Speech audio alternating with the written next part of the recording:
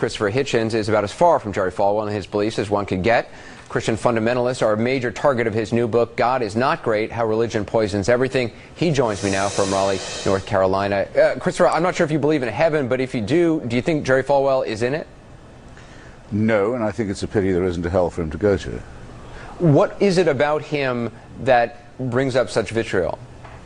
The empty life of this ugly little charlatan proves only one thing, that you can get away with the most extraordinary offenses to morality and to truth in this country if you'll just get yourself called reverend. Who would, even at your network, have invited on such a little toad to tell us that the attacks of September the 11th were the result of our sinfulness and were God's punishment if they hadn't got some kind of clerical qualification? People like that should be out in the street shouting and hollering with a cardboard sign and selling pencils from a cup. The whole consideration of this horrible little person is offensive to very, very many of us who have some regard for truth and for morality, and who think that ethics do not require that lies be told to children by evil old men. That we're not told that people who believe like Falwell will be snatched up into heaven, where I'm glad to see he skipped the rapture, just found on the floor of his office, while the rest of us go to hell.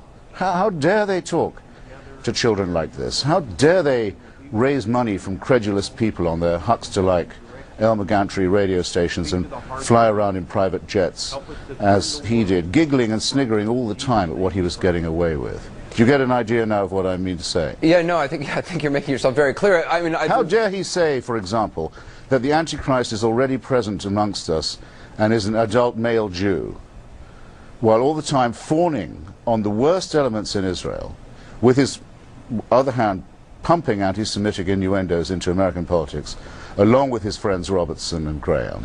And yet there are... encouraging the most extreme theocratic fanatics and maniacs on the West Bank and in Gaza not to give an inch of what he thought of as Holy Land to the people who already live there, undercutting and ruining every Democrat and secularist in the Jewish state in the name of God.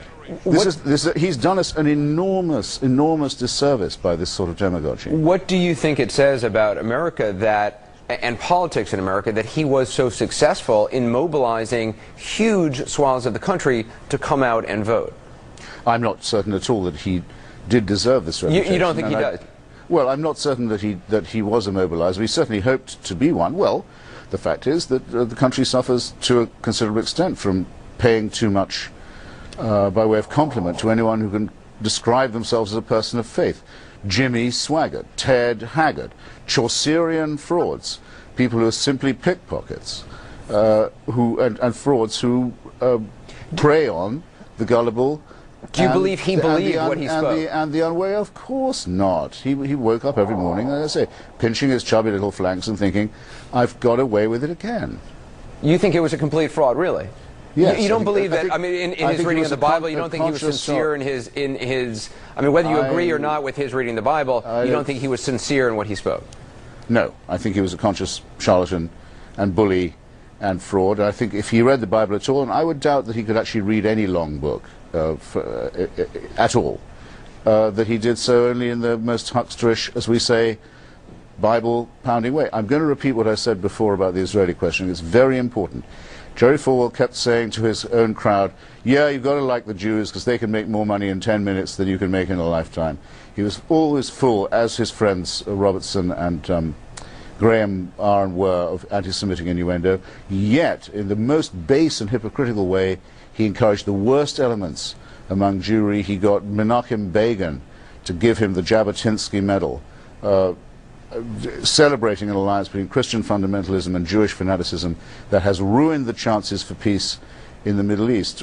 Lots of people are going to die and are already leading miserable lives because of the nonsense preached by this man, and because of the absurd way that we credit anyone who can say they're a person of faith. Look, the president endangers us this way. He meets a KGB thug like Vladimir Putin, and because he's wearing a crucifix around his neck, says, I'm dealing with a man of faith who's a man of goodwill. Look what Putin's done to American and European interests lately. What has the president said to take back this absurd remark? it's time to stop saying that because someone preaches credulity and credulousness, claims it as a matter of faith, that we should respect them. The whole life of Falwell shows this is an actual danger to democracy, to culture, to civilization. That's what my book is all about. The book is God is Not Great. Christopher Hitchens, appreciate you being on the program. Thanks for having me. We'd like to hear as many different points